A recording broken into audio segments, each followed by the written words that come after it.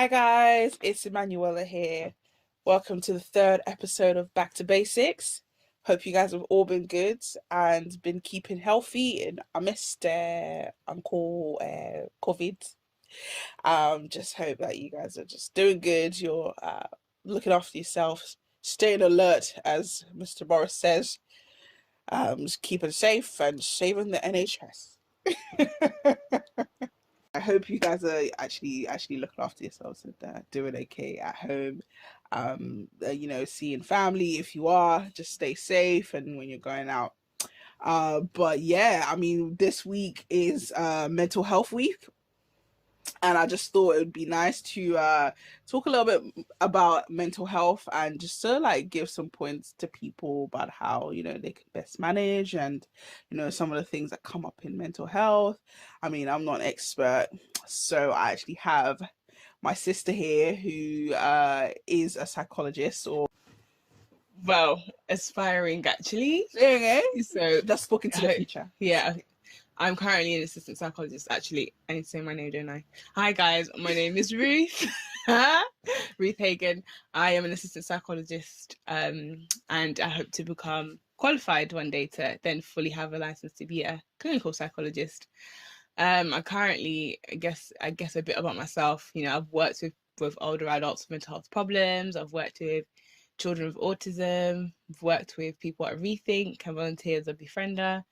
Yeah, and right now I work in perinatal, which is mental health of those who are pregnant or about to have a baby, a year postnatal as well. So it's like from conception to a year postnatal, basically. So I'm just here to just shed some light on mental health. For me, when she was like, "Oh yeah, it's mental health week," if you didn't know, I'm like, it's mental health week every day for me. So, so I'm just here to just shed some light. Precisely. COVID has affected us in different types of ways, mentally, physically, and everything. There's no gyms that usually help people with their mental state. There's no family, friends. There's a lot of things that contribute to this. But yeah, so thank you very much, Ruth, for introducing yourself. Ruth I feel like she's been studying for like the rest of her life, like not even the rest of the whole of her life, because this mental stuff never stops. So long. But she's good with what she does, and I think she's got a good round of knowledge and information for y'all today. So I'm going to talk a little bit more about me and how my mental health has been this COVID. Obviously, prior to COVID, there's a lot of things that happened in my life anyways that happened, that had already caused a stir. But COVID, I think, is not, don't shoot me, but I don't think it's brought only bad things.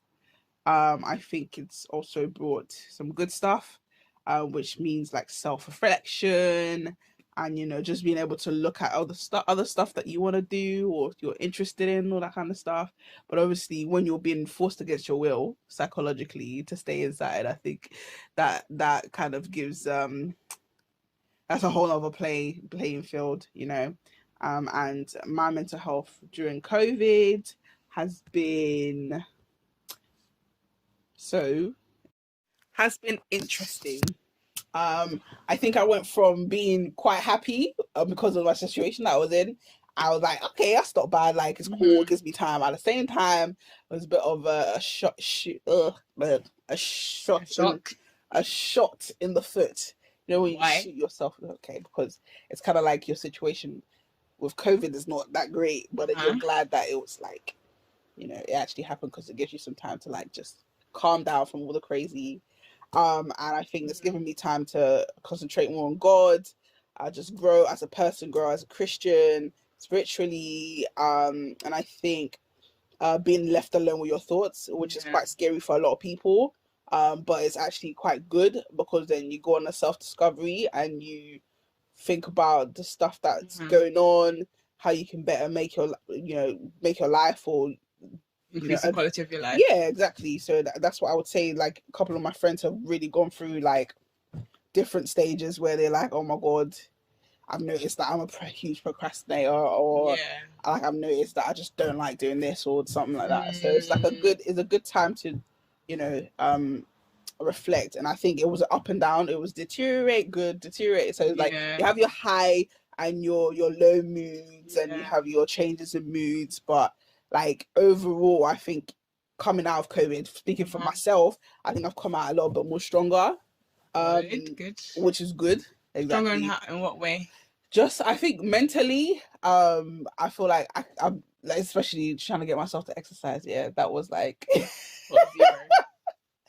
zero motivation. I had no momentum. I just had nothing, and I was like, no, I need to just be consistent. I need to be. Do you know what I'm saying? So even that, I credit myself for trying to do exercise and eating well, trying to lose weight. Though I'm at home and all I do is eat because I'm at home. It's literally, I feel like my money has not gone on anything more, not even travel, but food. And COVID is and bills basically, and that's all that.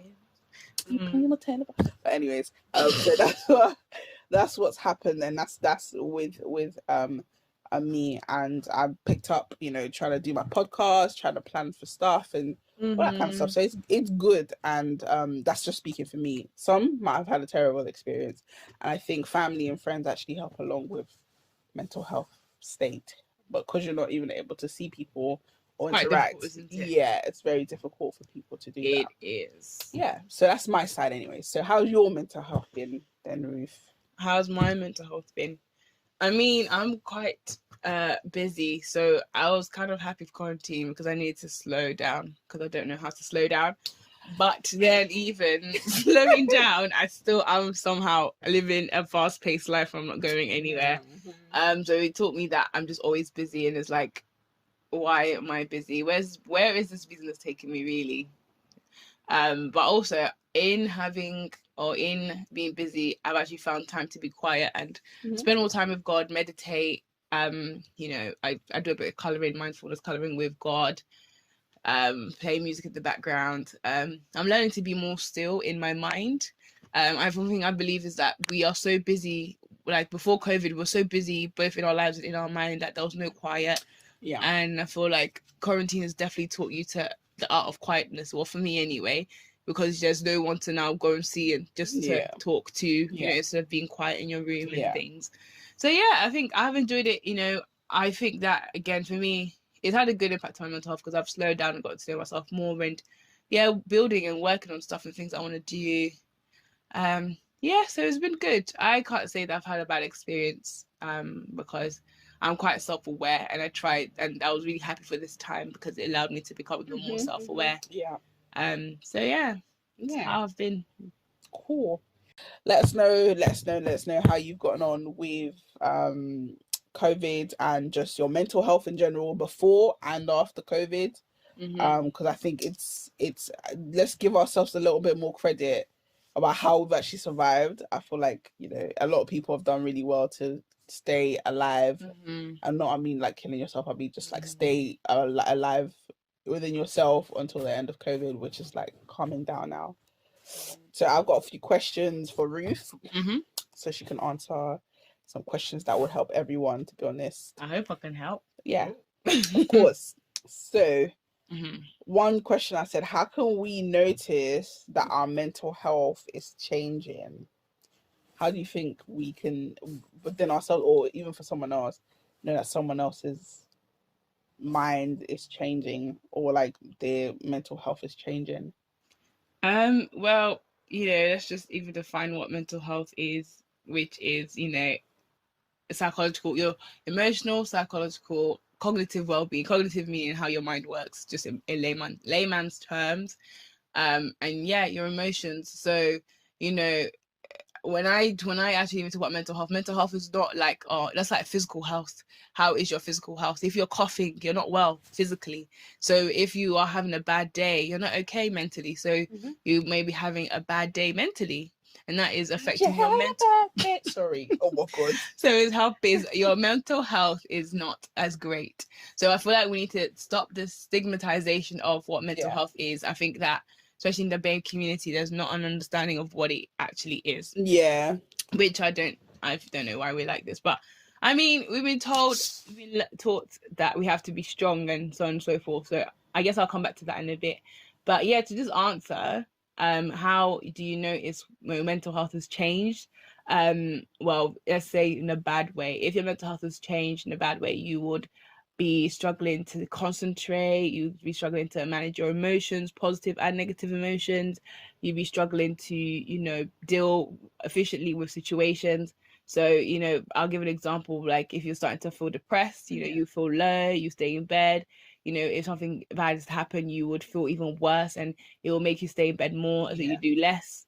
That's having a bad day mentally. If your mental health is changing, you become more self-aware, you have more understanding of how you interact with people and what. Is that for the good, or is that just that's yeah. Okay. So I'm talking about a change in general. So for negative change, like you would realize that you're not able to like deal with yourself, one, and also deal with other people as well, and that could be in communication and how you see things and how you process situations and how you respond, how you communicate. That also applies again to when your mental health has changed for the good, which is that you are able to explain yourself well, you're self-aware, you understand yourself better, you are honest with yourself, you can be honest with others, and articulate yourself without feeling threatened. So if you are to see your mental health change, is that how you process and how you engage with your inner world and the outside world is how you see that your mental health has changed. If you start, and that obviously eventually manifests in certain behaviors, which are good or bad.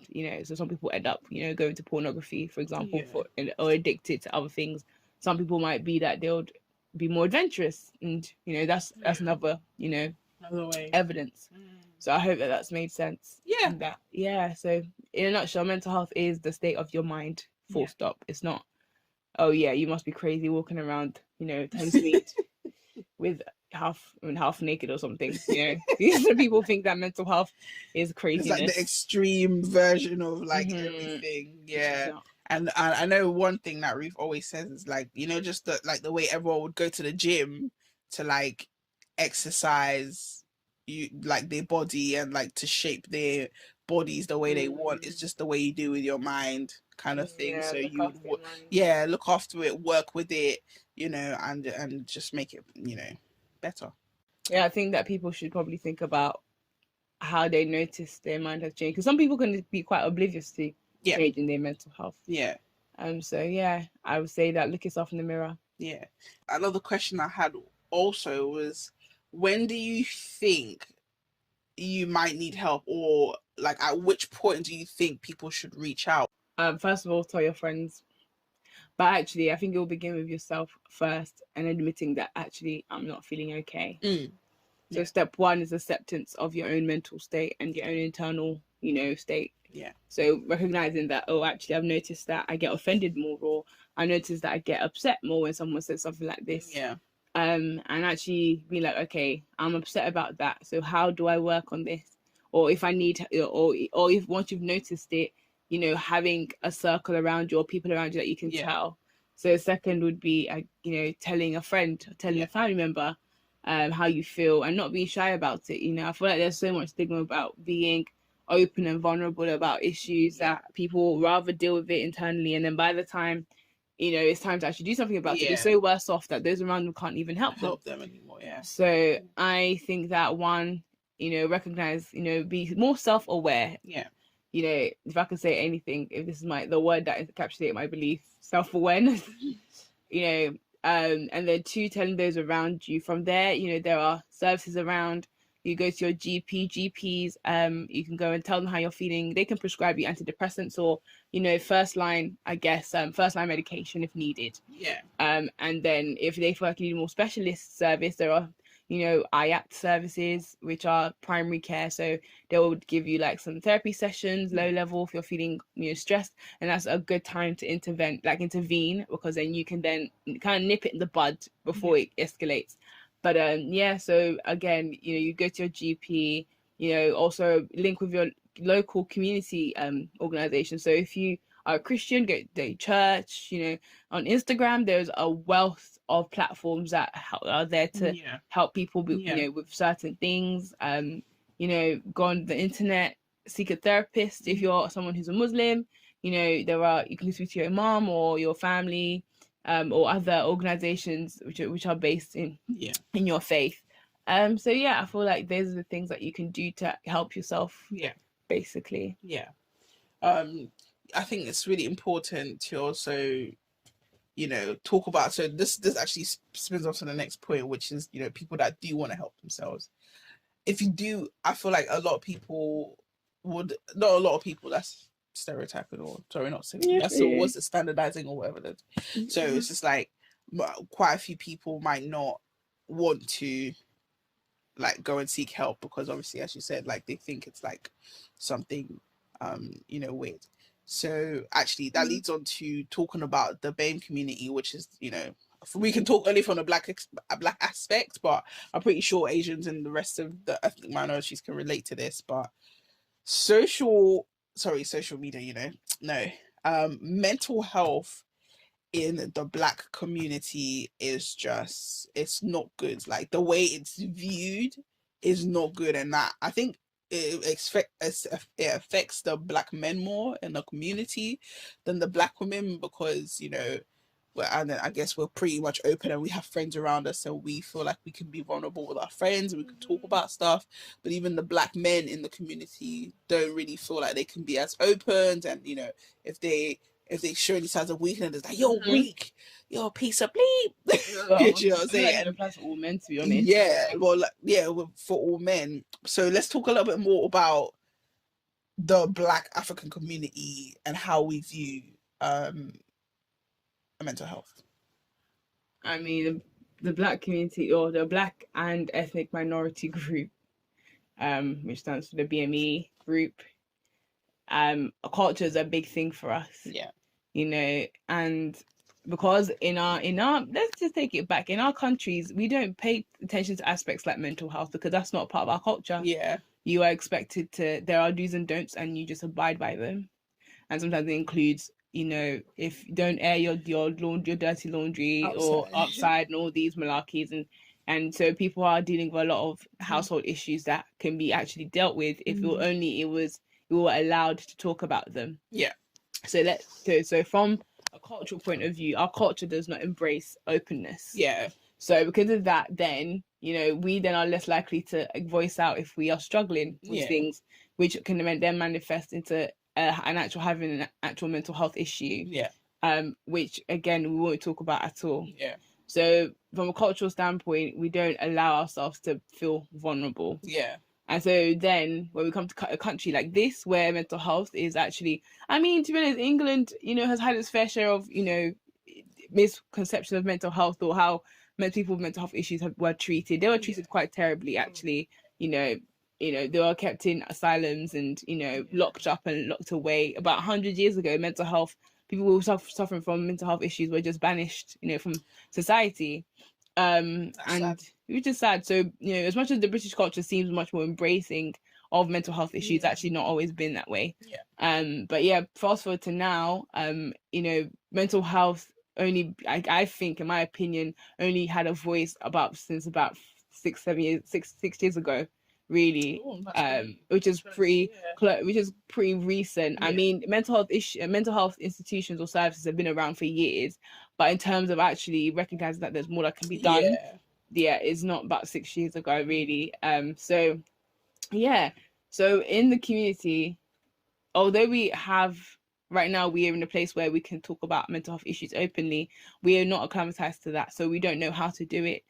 And then also because most people who are part of the BME community are religious, it's all covered up by religion as well.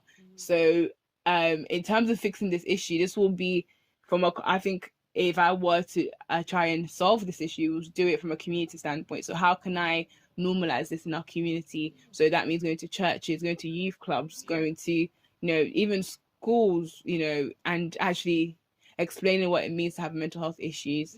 Now I think also it takes educating parents as well, who are the primary caregivers, of these children that are in the community. So if we had parents who normalize mental health issues a bit more, then maybe we'll be open to talk about when we're struggling. Then when we're struggling, and then they see that the behaviors of that, then they get freaked out. Like, why didn't you tell me this? So I think, to answer the question, people in the BAME community don't talk because it's just a cultural issue. We don't see, cultural and also religious. Yeah. Because, if religion is there, why should we have mental health issues almost? So okay, I see what you're saying there. Yeah, and people forget that actually there are loads of factors that contribute to having a mental health problem, and anyone can have it. And it doesn't mean that you're weak, or doesn't mean that you're not trusting the Lord for healing, or whatever. I think maybe mental health needs to be separated a little bit from, the religious standpoint, where it's like you're not saying that God's not giving you the peace of mind and blah blah blah, but also to look at the things that are surrounding you in your situation, and not letting that actually also get to you, if that makes sense. And you're seeking your God, you're still relying on him to give you peace of mind. At the same time, from your physical or your self strength, you can actually then aid yourself to actually want to be better, and think there are positively. things you can do. Exactly. And I think one other thing is, I don't know whether you guys have listened to my first episode in of Back to Basics, but we spoke about the generation now and the generation before, and we actually hit this point with Rhoda, where she said that the kids of these days, for example, don't really have a lot of resilience. So it's like they've been crawled, as we say in Ghana. They've been they've been held, babied, where any slight pressure or they just crack, and we're saying that about the resilience of that. So when you actually spoke about it being a cultural factor, and like parents not saying, oh my God, how do you didn't tell me that this was wrong, do you think that resilience also comes along or is hand in hand kind of with not talking about not talk about it, but the fact that maybe people, I'm not saying generation now, but just like in general, do you think resilience to certain situations just as a person might contribute to your mental stability or anything like that? I mean, the generation of today they don't have resilience because they're not taught resilience. Just because the culture is that you should sweep things under the carpet doesn't mean that people are resilient. People are just getting by. They're not. They're just getting by and just hope for the best that they don't crash. But people do crash. They do crash all the time. So that's not really resilience, because you're not really learning to push through. You're just learning to just about get by. And then when you're exhausted, you just crash and then you get up again. And so the generation of, we have been taught endurance. That's what it is. Not we're doing it's hand in hand.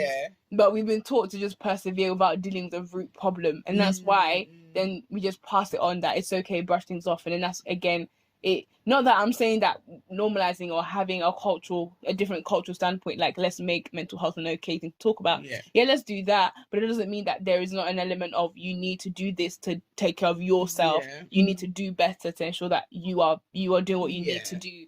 So these kids of today are not taught resilience because they are babied and mollycoddled. They are saying, "Oh, I'm sorry you feel that way. Okay, let me just do this for you to help you." They're not taught that, okay, this is what you need to do. There's no sense of empowerment.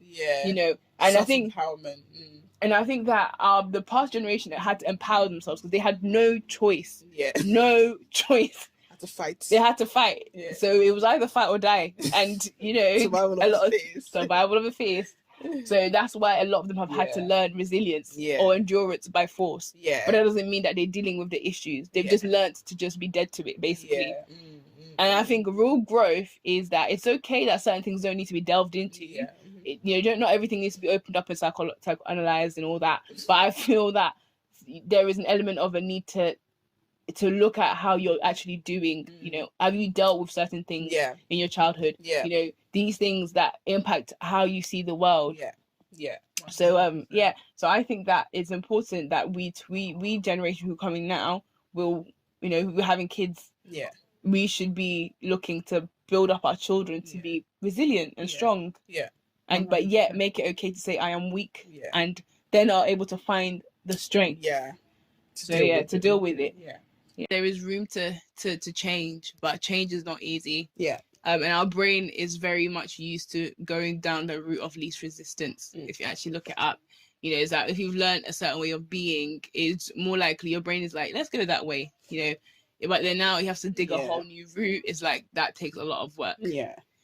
Exactly. So and a lot of decision making and things like that. But again, that, you know, in mental health, we explain mental health issues in, you know, in a biopsychosocial model, which is like the biological factors that affect you, social factors that affect you, and psychological factors. And psychological factors is, you know, your personality, how you deal with things, decision making.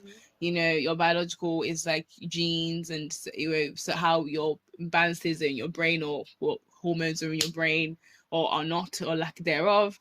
And then social issues like where you're born, who, you know, your parents are, your social circle, and so on and so forth.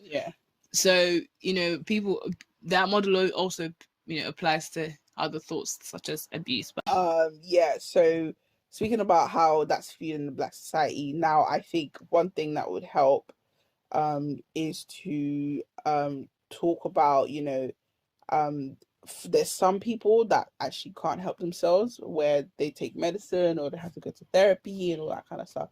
But there's also the people that can actually help themselves and don't help themselves. Do you think there's some contributing factors to why that person doesn't look to better themselves or look to help themselves get better? Well, why people are prone to not seeking for help. So there is a load of, you know, factors, but I'm just gonna name a few. So for some people it's cultural. So, you know, I'm not gonna seek for help because I should be fine. I should be able to power through. I don't need to seek help, because if I seek help, it means I'm weak. It means I'm not able to sort out my own things. On a personal level, people don't like looking within. That's just a general thing. People prefer to feel like they have got it all together and that they are perfect.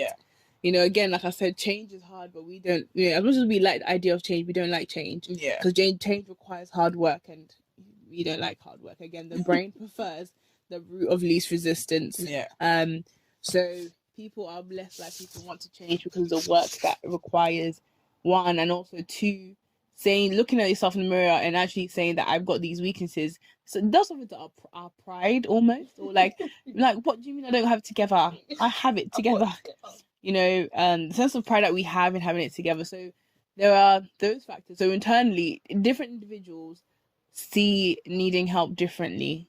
So those who don't seek help, it could be, one, that they don't feel like they will receive the help they need. Two, they might feel overwhelmed by the situation and think that there's no point because help will not fix it. Three, it could also be a cultural thing, like I said. Four is also not having a safe place, people around them to let them know that it's okay to feel this way and to even help them deal with the situation at hand. So there are several factors that actually influence someone's decision whether to go seek help or not. I mean, for my personal journey, I went through something traumatic, and as a result developed what you would call a depression. And I didn't want to go for help because I felt like if I go and be on medication and stuff, that'll be the end of my life. And you know, medication, I should not need medication. And I guess my culture really influenced that decision. Thank God I've come out of that. But had I known the knowledge I have now, I would have definitely gone to seek help. And if I needed to go on antidepressants, would go onto them, but I would have fought it with everything I have. Because again, it's a significance of, now that I'm having to ask for help, I have to be on medication, I'm having to take therapy, this means that I'm not okay, and I don't like the fact that I am having to say I'm not okay. You know, the sense of pride and the sense of self, you know, being lost. You know, so this is a psychological thing mostly, really, that we can be our own worst enemies. People forget that, you know, you can be as great, or you can be as great as you allow yourself to be, really. So these are the factors for me personally. Decision making as well. You know, we do all have decisions to make, and sometimes people feel like it's not the right time to deal with certain things. They need to maybe push things aside because of what's going on in their life. And so there's a myriad of, you know, reasons. I guess it's quite individualized because different people deal with things differently. And I guess some people can run, and they'll fall on their face, and then that's when they need to deal with things. Some people just do a little bit of a walk, and they're like, I'm over it, you know, and then you know, is at that point is, when do you think it's okay to actually seek help? Which is what you should ask yourself. And people don't ever think they need help because they just think they're too good. Exactly. So it's just like literally about knowing that, acknowledging within yourself that, okay, maybe I need to seek help, and actually going for it. and actually doing that for people. We can give actors and singers and stuff, for example, like they're like, I'm making all this money, I'm doing what I love, blah, blah, blah, but not noticing that they're actually deteriorating like mentally, and then like they're not okay, and then until it's too late, and then they're just like they're gone, or they, you know, have to go to rehab or whatever, you know. So yeah, I'll just say that, what does it mean to you to seek help? Yeah. Because how does that affect your own self-image and your own idea of yourself, basically? So I guess that would be the question to ask yourself if you're thinking, do I seek help or not? Yeah. That would really influence. I like that. I really do. We're just gonna like talk about two things now. Actually, we talked about, you know, how it's viewed, and you know how you view it yourself, self-image, and everything. But now we're gonna talk about some practical points to help us with our mental health. Actually, moving from now, until we all get back into the world and see family and stuff again, and also about, you know, tips about how we can help other people when we see that they, you know, do like encouragement and all that kind of, calling them, checking up on them and all that kind of stuff. So we're going to talk about it. So first of all, let's tackle practical points that would help us to actually better our mental health. Practical tips to help better your mental health. I'll say first, know thyself. So get to know you. Who am I? What are my values? What do I like? What do I not like? How do I communicate? You know, how do I feel when people communicate to me in a certain way? How do I receive certain communications? So if someone shouts at me, does that make me feel inferior?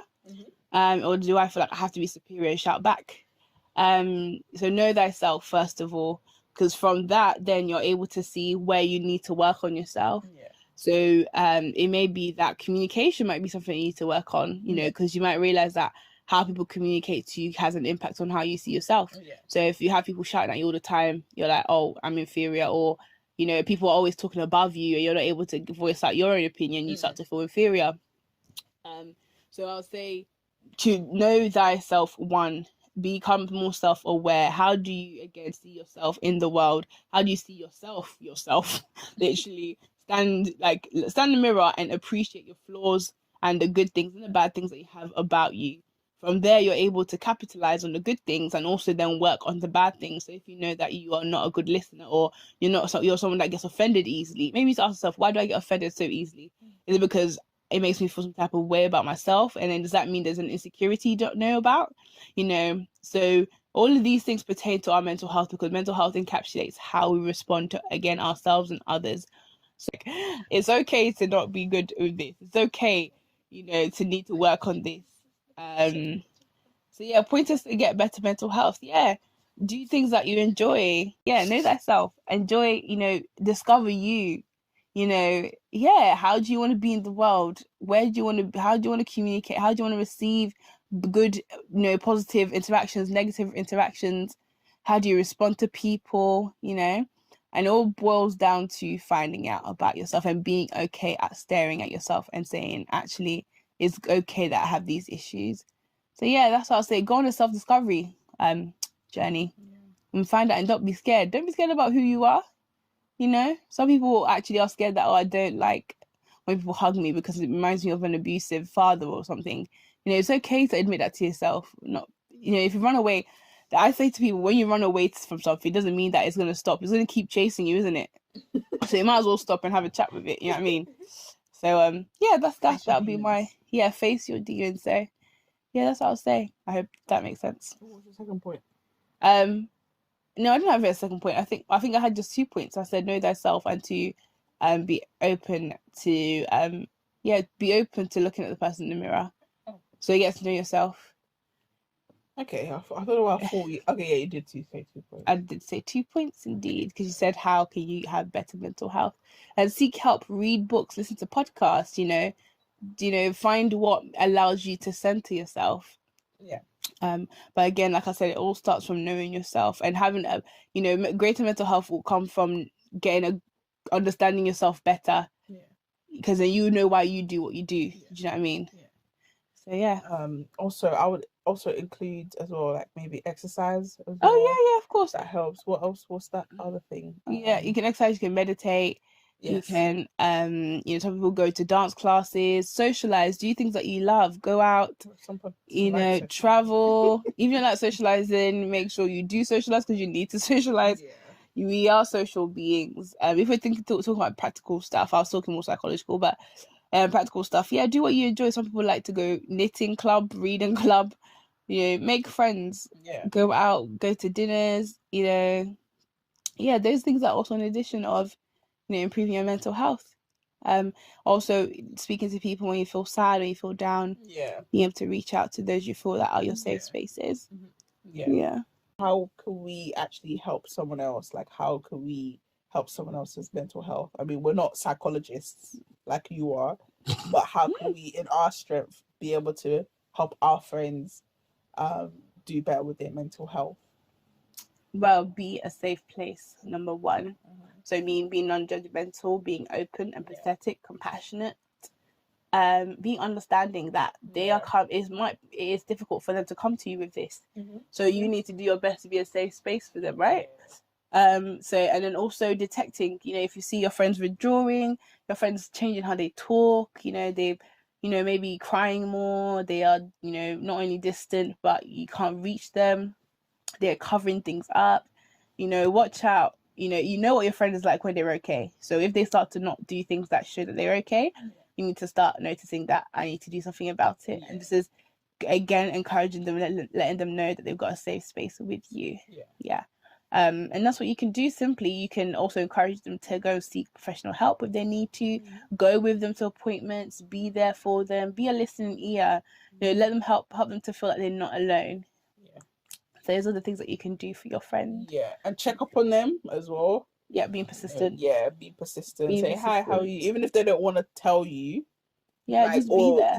Or they don't want to even say that, oh yeah, like, I'm not feeling so great today, but just be like persistent, where the person, like, I've had a point where I asked how the person is so much and they got frustrated with me for asking, but then they further later on understood. They were like, I thank you actually for being persistent, because you asking actually like caused me to think, and like I actually felt better because I thought you were always there and you would be someone who would be looking out for me. So you know your family member or whoever that person is to you, and you know what they like, so anything that could help boost their mental state. But thank you very much, Ruth, for joining. Thank you for your tips, and thank you for our practical tips and stuff that we can do to make ourselves better. I will also post these on the Instagram page in like points so that you can get a summary of that. So it's like practical and good for you. Tips and that. And you can also follow Ruth on I am Ruth Tay. Ruth Tay, Tay. That's it? Yeah, that's it. Ruth Tay on Instagram. I think you should just tag me on your thing. And I'll tag her on the page as well. Yeah, I think that's what you should do. Of course. Okay, so thank you guys for coming. Thank you for listening. I hope you guys are doing well and will be doing well from now on as you return back to work and all that kind of stuff. So just take care of yourselves. Stay alert. Stay with the NHS. Thank you guys. Bye.